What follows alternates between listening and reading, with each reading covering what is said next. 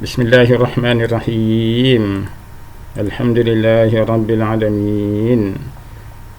Wa nusalli wa nusallim ala sayyidina Muhammad wa ala alihi wa sahbihi wa man tabi'ahum bi ihsanin ila yaumiddin. Amma ba'd. Wa qala al-musannifu rahimahullahu ta'ala anhu wa nafa'ana bi'ulumihi fid dharain. Amin. Wathani wathalithu, dan yang kedua dan yang ketiganya daripada sunat mandi itu, mandi sunat itu ialah ghuslul aidaini, mandi dua hari raya. Jadi yang keduanya ialah mandi sunat hari raya Idul Fitri, dan yang ketiganya mandi sunat Idul Adha. Jadi di sini ada dua sunat, Idul Fitri satu, Idul Adha satu. Di kulli ahadin, bagi setiap satu mandi itu terasing, mandi kedua dan mandi ketiga. Wa illam yahdur as-salata, sekalipun dia tak pergi solat, sunat juga dia mandi. Sempena mandi hari raya, bukan mandi nak pergi solat hari raya. Mandi sebab hari raya, li'annahu yamuzinatin, sebab hari raya itu adalah hari berhias, bercantik-cantik. Fal ghuslu lahu, maka mandi itu termasuk bercantik-cantik, berhias lah tu. Bi khilafi jumu'ati, berbeza keadaan kalau hari Jumaat. Jadi mandi Jumaat tu sebab mandi nak pergi solat. Jadi yang tak pergi solat tu tak sunat mandi. Yang nak pergi, walaupun dia tak wajib Jumaat, tapi selagi mana dia nak pergi Jumaat, maka sunat dia mandi, sunat saja. Habis. Wa yadkhulu waqtu ghuslihima binisfil laili, masuk waktu sunat mandi hari raya itu bermula daripada nisfil lail, pada tengah malam. Wa in kana al mustahab fi'luhu ba'da al fajri, sekalipun yang sunatnya ialah selepas subuh, tapi masuk waktunya selepas berlalu setengah malam. Tapi yang sunatnya selepas subuh. Lianna ahlas sawadi yubkiruna ilaihima min qurahum, sebab orang yang duduk jauh di pendalaman, di tengah padang pasir, macam orang dulu yang duduk di kawasan pendalaman jauh, dia nak pergi solat Jumaat atau solat hari raya tu, dia terpaksa sebahagiannya sehari lebih awal. Ataupun kalau solat Jumaat tu, dia kena pergi lepas subuh kalau nak sampai ke masjid. Punya jauh, berjam-jam perjalanan. Dulu tak ada kenderaan, dia naik rakit, naik sampan, naik sungai, pergi jalan kaki, turun gunung, naik gunung. Orang dulu baru nak pergi ke Pekan untuk solat Jumaat. Itu pun kadang-kadang tak dapat 40 orang. Jadi kadang-kadang tu orang dulu, kalau di Malaysia lah, di kampung saya tu, terpaksa tunggu, seperti diceritakan oleh orang tua-tua, tak cukup orang, terpaksa tunggu lama nak cukupkan 40 orang untuk mendirikan solat Jumaat. Walaupun waktu dah masuk lama, tapi tak cukup 40 orang lagi. Tunggu. Kalau dah lama sangat, maka solat zuhur ajalah. Lianna ahlas sawadi, orang yang tinggal jauh di pendalaman, mereka itu akan bertolak awal untuk solat hari raya tersebut daripada kampung mereka. Falau lam yakfi al-ghuslu lahuma qabla al-fajri lisyaqqi alaihim, itu kalau mereka tu tidak berpada untuk mandi hari raya tu sebelum subuh. Jadi kalau sebelum subuh dia tak boleh mandi sebab nanti lewat, dia terpaksa tolak, dia terpaksa tolak awal, tengah malam lagi dia terpaksa bertolak kan. Maka sebab itulah masuk waktunya tu bermula daripada setengah malam. Lisyaqqi alaihim, sebab susah mereka kalau nak tentukan sebelum subuh baru sunat mandi, tak boleh. Mereka tak mungkin, tak boleh nak buat, susah. Fa'uliqa bin nisfil tsani, maka dikaitkanlah selepas berlalu setengah malam. Setengah malam yang kedua iaitulah selepas 12.30 atau selepas pukul 1 tengah malam. Kalau nisful awal tu lepas maghrib, nisful sani tu bermula daripada selepas 12.30 malam ataupun pukul 1 tengah malam. Liqurbihi minal yaumi, sebab selepas berlalu separuh malam yang kedua malam tu tadi tu lebih dekat kepada hari yang berikutnya, kama qila fi adzanil fajri, seperti mana yang disebutkan pada azan subuh. Jadi azan subuh tu sepadan antara waktu malam dan waktu siang. Jadi makin dekat dengan azan subuh tu lebih afdal sebenarnya. Tapi bagi orang tinggal jauh, tak mungkin dia boleh melakukan mandi tu sebelum azan tu, maka dia boleh mandi bermula daripada selepas berlalu setengah malam yang kedua. Warabi'u, yang keempat daripada mandi sunat itu, ghuslus salati al-istisqa, mandi sebab nak solat minta hujan. Sebab minta hujan tu di tengah padang, jadi sebelum pergi berhimpun di tengah padang tu mandi dulu, inda al-khuruj lahuma, sebelum dia keluar pergi solat istisqa. Yang kelima, wal khamisu, yang kelima, ghuslus salatil khusuf, mandi sebab nak pergi solat gerhana bulan, iaitulah khusuf kha al-mu'jamah yang ada titik, itu gerhana untuk bulan. Wasadisu, yang keenam, ghuslus salatil kusuf, mandi sebab nak pergi solat kusuf, kaf, itu gerhana untuk matahari. Tapi dalam hadis ada sebut khusuf untuk gerhana bulan, kusuf pun untuk gerhana bulan. Dalam riwayat lain, khusuf untuk gerhana matahari, kusuf pun untuk gerhana matahari. Jadi kedua-dua istilah ni digunakan saling guna-mengguna, saling pakai-memakai antara bulan dan matahari. Sebab itulah sebahagian kitab menyebut solat khusufaini ataupun solat kusufaini, dua khusuf dan dua kusuf, dua gerhana. Tapi secara lughatannya, khusuf untuk bulan, kusuf kaf untuk matahari. Wasabi'u, yang ketujuhnya mandi sunat itu ialah al-ghuslu min ghuslil mayyit, mandi selepas memandikan jenazah, mandikan mayat. Sawaun akana al-mayyitu musliman amla, tak kira mandi jenazah yang dimandikan tadi itu orang Islam ataupun orang kafir. Wasawaun akana al-ghasilu tahiran amla kahaidin, sama ada orang tukang mandi itu suci ataupun tidak suci, seperti orang haid, perempuan yang haid memandikan jenazah sah, tapi selepas mandikan jenazah tu sunat dia mandi. Dia qaulihi sallallahu alaihi wasallam, man ghassala maitan falyaghtasil wa man hamalahu falyatawadda, siapa yang telah memandikan mayit, jenazah, hendaklah dia mandi. Dan siapa yang memikul jenazah, mengusung jenazah, bawa ke kubur ataupun bawa ke tempat pemandian ke, ataupun tempat untuk ke musola ke, hendaklah dia berwudu. Tapi sunat aja. Kalau dia dah ada wudu, dia wudu untuk solat lah. Sunat dia berwudu. Kalau dia tak ada wudu, dia wuduk lah, untuk wuduk sama ada dia nak wuduk sunat atau wuduk mengangkat hadas. Kalau dia telah berwuduk, sunat dia berwuduk semula untuk tajdid wuduk, kerana beramal dengan hadis tersebut di atas. Wa innama lam yajib, hanya saja wuduk itu tidak wajib, liqaulihi sallallahu alaihi wasallam, laisa alaikum fi ghusli mayyitikum ghuslun, tidak wajib ke atas kamu itu, laisa alaikum fi ghuslin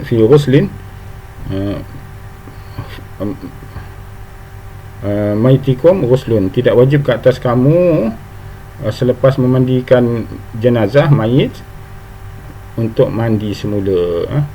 Orang yang mandikan mayit tu tak wajib mandi.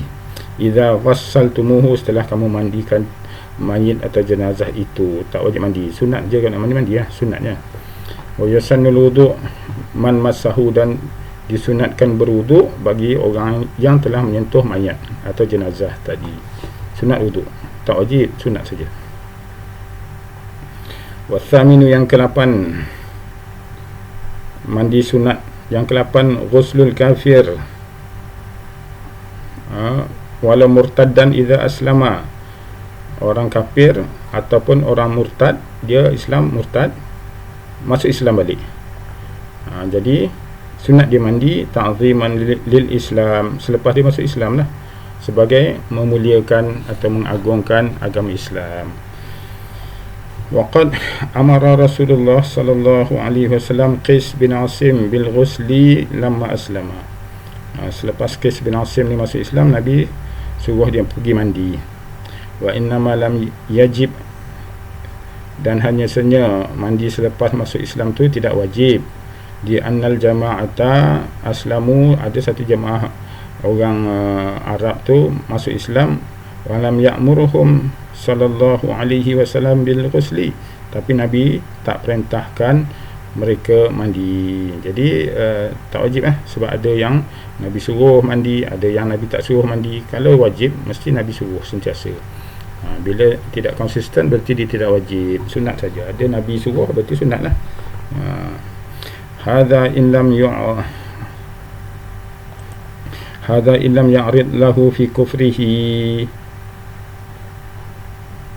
illam yu'rid lahu fi kufrihi.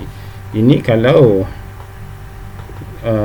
dia tidak menunjukkan, dia menolak kekufuran dia. Dia masuk Islam, tapi dia belum lagi menunjukkan dia menolak kekufuran. Jadi hukum mandi itu sunat saja, sunat mandi. Ma illam yu'rid lahu fi kufrihi ma yujibul ghusl. Salah tadi. Hadza illam yu'rid lahu, tidak mendatang kepada orang yang baru masuk Islam, fi kufrihi, pada kekufurannya tu, perkara yang mewajibkan dia mandi. Apa dia? Contohnya semasa di kafir tu, dia berhadas besar kan, haid nifas. Jadi perkara tu mewajibkan mandi, tapi masa di kafir tak adalah wajib mandi. Tapi bila di Islam, ketika tu dia tidak lagi sunat mandi, dia wajib mandi. Wa illa, kalau ada sesuatu yang mewajibkan mandi semasa di kafir tu, wajibah ala al-asah, maka wajib dia mandi menurut kaul yang paling asah. Masa di kafir tu berhadas je. Bila masa di kafir kan, memanglah macam-macam dia, mana ada apa ni tahu mandi wajib ke kan, dia tak tahu semua tu. Jadi ketika dia masuk Islam wajiblah dia mandi, sebab nak hilangkan hadas besar ni tadi. Maksudnya kalau yang dah masuk Islam tu umurnya tu dah 20 tahun 30 tahun kan, memang confirm lah dia wajib mandi. Tapi kalau dia baru masuk Islam tu, umur dia baru saja balik kan, terutama yang lelaki lah, baru balik, dia belum keluar mani lagi, maka dia sunat mandi. Tapi kalau perempuan tu dah haid, masuk Islam, wajib dia mandi menurut kaul yang asah. Watasi'u, yang ke-9 daripada perkara mandi sunat itu, daripada mandi sunat itu ialah ghuslul majnun, mandi orang gila. Wa in taqatta'a jununuhu, kalau dah sembuh daripada gilanya, dah sedar daripada gilanya, sunat dia mandi. Wal ashir, yang ke-10, ghuslul maghma alaihi, mandi orang yang tak sedar, hilang kesedaran, pengsan, koma, pitam, hilang kesedaran dia. Walau lahzah, sekalipun dia satu saat saja. Idza afaqa, kalau kedua-dua kes tadi tu setelah dia sedar semula, sunat mandi. Apa dia? Setelah dia sedar daripada gila dan setelah dia sedar daripada pengsan, pitam, tak sedar kan. Sampai dia sedar, maka kedua-dua kes ni tadi sunat mandi. Walam yatahaqqaq minhuma inzal, itu kalau tidak dapat dipastikan dia tu keluar mani semasa dia hilang akal. Masa dia gila tadi atau masa dia pengsan pitam tadi tu, dia tak keluar mani, maka sunat dia mandi. Kan, sunat dia mandi. Lam yatahaqqaq minhuma inzalun lil itma', kerana mengikut sunnah Nabi sallallahu alaihi wasallam fil irma' pada orang yang pengsan kan. Nabi suruh dia setelah sedar dia mandi. Itu pak sunnah. Rawahu Syaikhan, diriwayatkan oleh Imam Bukhari dan Muslim. Jadi kalau hadis rawahu, hadislah Bukhari dan Muslim. Kalau hakahu Asy-Syaikhan, itu Imam Nawawi dan Imam Rafi'i. Syaikhan bagi fiqh hukum itu Nawawi dan Rafi'i. Kalau hadis Syaikhan Bukhari dan Muslim. Wa fi ma'nahu al-junun, jadi sama maksud magma tu, irma tadi tu dengan gila, samalah keadaan kesnya. Dalam hadis sebut orang yang pitam, tak sedar, hilang sedar kan. Jadi dalam hadis tak sebut pasal orang gila. Jadi dikiaskan gila ni kepada pitam. Bal aula, malah orang gila lebih aula, lebih utama untuk mandi. Li'annahu, sebab li'annahu yuqal, sebab boleh dikatakan kama qala Asy-Syafi'i rahimahullahu ta'ala anhu, boleh dikatakan orang yang gila tu seperti mana dikatakan oleh Imam Asy-Syafi'i, qalla man janna illa wa anzala, sedikit sekali orang yang gila tu melainkan dia mesti keluar mani. Kan, jaranglah kalau orang gila dia tak keluar mani. Biasanya orang gila dia keluar mani. Menurut kata Imam Asy-Syafi'i rahimahullahu ta'ala anhu. Wal hadi asyar, yang ke-11 daripada mandi sunat itu, al-ghuslu 'indal ihram, mandi ketika hendak berihram. Sebelum ihram tu mandi dulu. Bihajjin au umratin, dengan ihram haji atau ihram umrah, au bihima, ataupun bihram keduanya itu, iaitulah haji kiran, serentak haji dan umrah tu kan, dalam satu niat. Walau hala al-haidu, walau hala haidul mar'ati wa nifasuha, sekalipun masa nak berihram tu dia haid, dan ataupun dia nifas. Jadi walaupun dia dalam keadaan haid dan nifas, bila dia hendak berniat ihram tu sunat juga dia mandi. Sahnya pun sunat mandi tu, sebab tidak disyaratkan kena suci daripada haid nifas untuk mandi sunat ni tadi. Begitu juga untuk berniat ihram, tidak disunatkan dia dalam keadaan suci. Dalam keadaan haid dan nifas pun boleh je dia berniat ihram, haji, umrah, niat ihram, niat saja. Tidak haram pun, tidaklah menghalang daripada sahnya haji umrahnya, niat haji umrahnya tu dalam keadaan haid dan nifas. Yang haram bagi orang yang haid dan nifas tu hanya 3, iaitulah solat, tawaf dan baca Al-Quran serta menyentuhnya. 3 je. Selain daripada tu semuanya halal, boleh. Tapi melakukan jima' tak boleh dah kan. Itu tak boleh. Yang haid nifas, puasa pun tak boleh juga. Puasa tak boleh. Artinya 5 perkara lah yang diharamkan kepada orang haid dan nifas. Wasani asyar, yang ke-12, mandi sunat yang ke-12, al-ghuslu, mandi lidukhuli Makkah, untuk masuk, sebelum masuk ke Mekah. Al-Musyarrafah, sebelum masuk Mekah, Al-Musyarrafah sunat mandi dulu di sepadan. Di mana tu? Di miqat makani. Aja ke? Bukanlah di sepadan Mekah. Sepadan Mekah. Bukan di miqat. Di miqat tu mandi niat ihram, mandi sebelum niat ihram, sebab kita kena berniat ihram tu di miqat. Ghuslu 'indal ihram kan. Niat ihram tu kena di miqat makani. Kalau orang Malaysia, miqat makaninya kalau naik kapal terbang di Qaran Manazil. Kalau naik kapal laut dekat Yaman sana tu di Yalamlam. Kat situ dia mandi untuk ihram, mandi sunat ihram. Kemudian dia jalan-jalan lagi dekat nak sampai Mekah. Sebelum masuk sepadan Mekah sunat mandi lagi sekali, kalau keadaan mengizinkan. Tapi dalam kapal terbang tak boleh lah. Kalau jalan kaki ataupun naik kapal laut, sempatlah nak mandi sebelum sampai ke sepadan Mekah kan. Selepas pergi sampai ke Jeddah tu, Jeddah belum lagi, masuk sampai ke sepadan Mekah, berhenti kejap dan mandi kat situ jika keadaan mengizinkan. Kalau tidak, tidak ada kesempatan melaksanakan sunnah. Didukhul di Makkah al-Musyarrafah, Mekah yang mulia kan. Walau kana halalan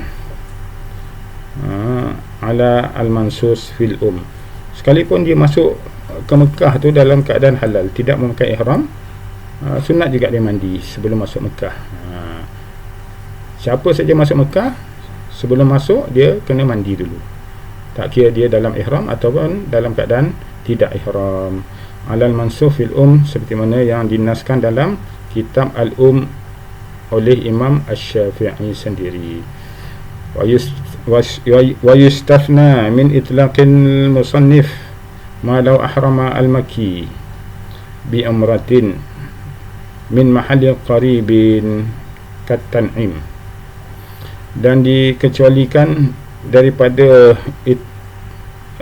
kata-kata musannif sahibul matan.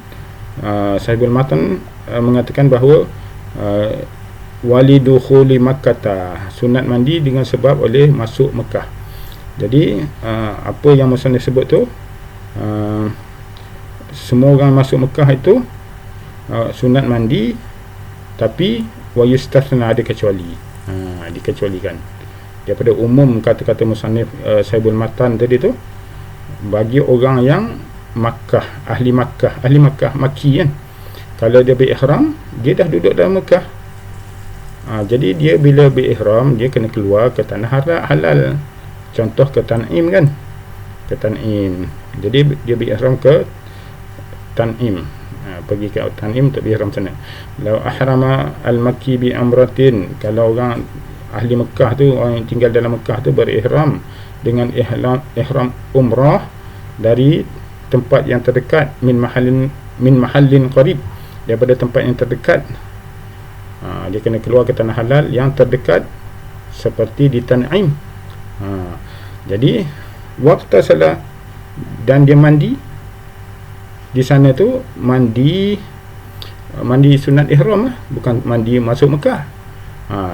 Jadi orang ahli Mekah ni tadi, penduduk Mekah ni, dia dikecualikan daripada mandi untuk masuk ke Mekah sebab dia ada dalam Mekah.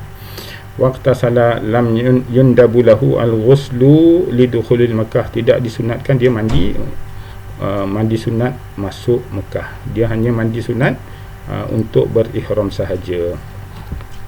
Wasalithu asyara, yang ke-13 mandi sunat itu ialah al-ghuslu lil wuquf bi Arafah, mandi untuk wukuf di Arafah.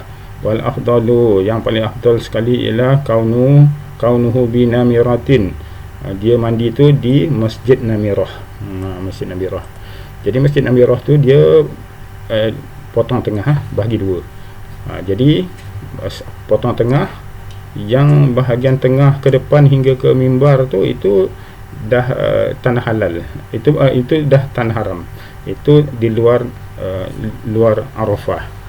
Manakala setengah masjid hingga ke belakang itu barulah masuk tanah halal, iaitulah tanah Arafah. Ada signboard besar, di situ tulis itu sepadan Arafah. Jadi ramai orang dia duduk dekat depan masjid, dia menyangka di situlah paling afdal untuk berwukuf, padahal di situ bukan tempat wukuf. Wukuf di belakang masjid, bukan depan masjid. Masjid tu kawasan tanah haram lagi kan, belum sampai tanah Arafah. Jadi kalau orang yang duduk kawasan di depan masjid tu dan setara dengannya tu, kalau sampai kesudah dia duduk di sana tapi tidak berpindah walaupun satu saat ke belakang, tak sah hajinya, kerana dia tidak berwukuf di Arafah tapi berwukuf di luar Arafah. Sebab dia tak ada masalah untuk pergi ke belakang sana tu, banyak ruang-ruang dia pergi berjalan sekejap, walaupun dia cecah kakinya sebelah dekat tanah Arafah tu, satu saat dia cecah, keluar dia balik. Itu dah sah lah, sebab syarat wukuf walaupun satu saat dia mesti berada di Arafah, walaupun satu saat, walaupun sebelah kaki je, ujung jarinya tu dicecah sekejap, lepas tu celup, dia keluar balik, itu pun sah. Tapi kalau langsung dia tidak cecahkan kakinya tu ke bumi Arafah, tak sah wukufnya. Jadi banyak kekeliruan orang pergi wukuf tu, dia tidak wukuf di Arafah, dia bahagian depan masjid dengan menyangka bahagian depan tu lah yang paling afdal. Tidak belajar, jadi rosak ibadat. Tapi tak ada tanda apa-apa. Dia sama je keadaannya, sah ke tak sah ke hajinya sama je, nampak tak ada beza rupa ke apa ke, perasaan dia sama je pun. Tapi di depan Allah Ta'ala barulah ada pengadilannya. Sebab tu wajib belajar. Wal afdalu kaunuhu namirah. Yang paling afdal sekali mandi tu di Masjid Namirah, kawasan Masjid Namirah atau Masjid Ibrahim. Wa yahsulu aslas sunnah. Kalau dia mandi di sana, dia dapatlah sunnah fi ghairiha, berbanding di tempat lain. Tempat lain sunnah juga, tapi sunnah tak dapatlah. Asal sunnah dia tak dapat. Dia dapat sunat je. Kat mana-mana pun boleh mandi. Tapi sekarang ni kalau nak mandi di Masjid Namirah tu mungkin sangat sukar lah. Kena pergi sendiri, urus sendiri kan. Pisah daripada jemaah, baru dia dapat. Tapi kalau ikut jemaah dia tak dapat lah. Tapi kalau ikut jemaah tu lebih utama ikut jemaah, kecuali kalau kita betul-betul mahir. Kalau tidak nanti membahayakan, memudaratkan nyawa keselamatan kita sebab nakkan sunnah. Sedangkan itu sunnah, menjaga keselamatan tu wajib. Jadi dulukan wajib daripada yang sunnah. Jadi waktunya ialah qabla zawal ba'dal fajri. Selepas sebelum masuk zuhur. Waktu mandi tu ialah sebelum masuk zuhur, sebelum masuk waktu zuhur, sebelum zawal, digelincir matahari. Itu waktu dia. Mula waktunya selepas fajar, selepas subuhan. Itu mula waktu sunat mandi wukuf di Arafah. Lakinna taqribuhu lizawal afdal, akan tetapi lebih dekat dengan masuk zuhur tu baru kita mandi, tu yang paling afdal. Lagi dekat dengan zuhur baru kita mandi, itu lagi afdal. Ka taqribihi min dhihabihi ila ghuslil jumaah, sama macam hukum sunat mandi hari Jumaat itu lebih dekat dengan waktu siang harinya. Bukan berarti pukul 12, pukul 1 pun nak mandi tu afdal, bukan. Itu dah masuk waktu dah.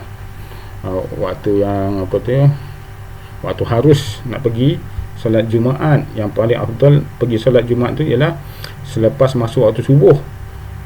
Jadi waktu sunat pergi solat Jumaat tu ialah bermula daripada selepas waktu subuh. Maka mandinya tu selepas masuk waktu subuh tu mandi kan. Lagi dekat dengan waktu Jumaat itu, waktu sunat pergi Jumaat tu lagi afdal. Kalau sebelum subuh tu lagi sejam ke nak masuk subuh kita dah mandi, dapat juga sunat, tapi kurang afdal berbanding orang yang dah dekat-dekat dengan subuh atau dah masuk waktu subuh baru mandi. Dia makin dekat dengan waktu Jumaat tu lebih afdal. Afdal bukan sunat, afdal ni lebih baik. Wa qad qaddamna, yang terdahulu kami dah sebut sebelum daripada ini, bahawa al-arsal al-masnunah la tunhasar, tidak terbatas mandi sunat itu, fima qala hu al-musannif, seperti mana yang telah disebutkan oleh sahibul matn Abu Syuja'. Bal minha, malah di antaranya ada lagi yang ke-14 mandi sunat itulah al-ghuslu minal hijamah, mandi selepas berbekam kan, mandi selepas berbekam pergi mandi.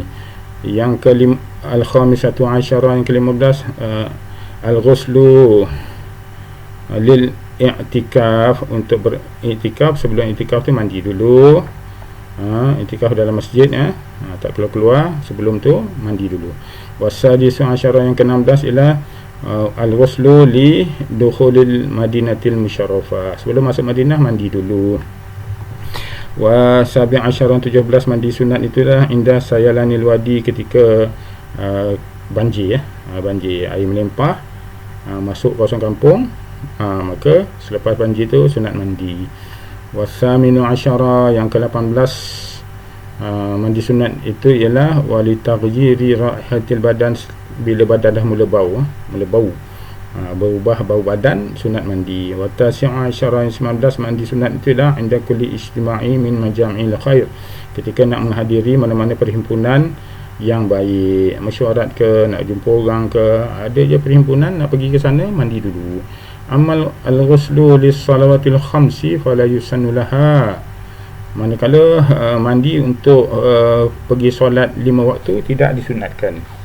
Lima fi zalika minal masyaqqah, sebab kalau 5 kali nak mandi sebelum pergi solat, susahlah kan, susahlah.